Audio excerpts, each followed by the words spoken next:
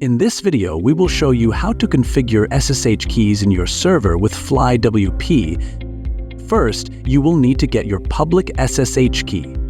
Just open your terminal and run this code. Press Enter to confirm the default file location and name. Once it is generated, enter a passphrase,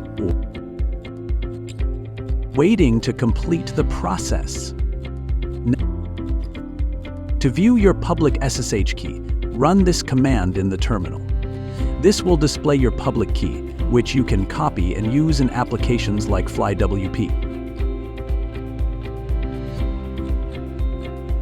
For more guidance, simply refer to the FlyWP documentation, where the steps are laid out just like before.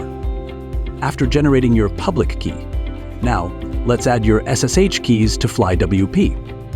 Find your server and click on SSH Keys. Click on Add New Key. Give it a fun and descriptive name, like My Super Secure Key, so you can easily find it later. And paste your public SSH key into the designated spot. Make sure to add the correct SSH key to the server during this setup. This ensures seamless and secure access. Boom! It's done!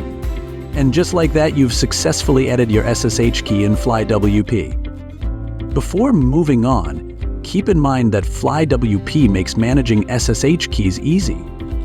You can add an SSH key to your team settings, and it will automatically apply to all new servers you create under your team.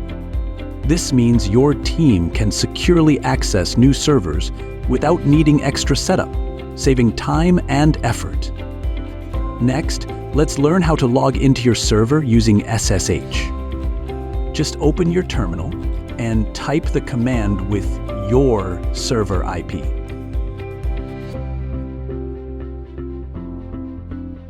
Now follow these steps to complete. That's it. You are in. You now have secure and direct access to your server and its backend. For more guidance, simply refer to the FlyWP documentation, where the steps are laid out just like before. Make sure you are in the correct directory and have the right permissions when making any changes. It's that easy.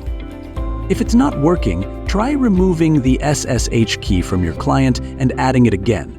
Double-check that the public key matches the one saved on the server for a proper connection. If you delete the original SSH key, new servers won't automatically use the updated key. In this case, you will need to either rebuild the servers or manually add the new key to each server where you need access. Before wrapping up, always keep your private key safe and confidential. If you encounter any error messages, please reach out to our support team immediately for assistance. Thanks for watching. If you enjoyed this tutorial, don't forget to like, subscribe, and hit that notification bell so you never miss an update.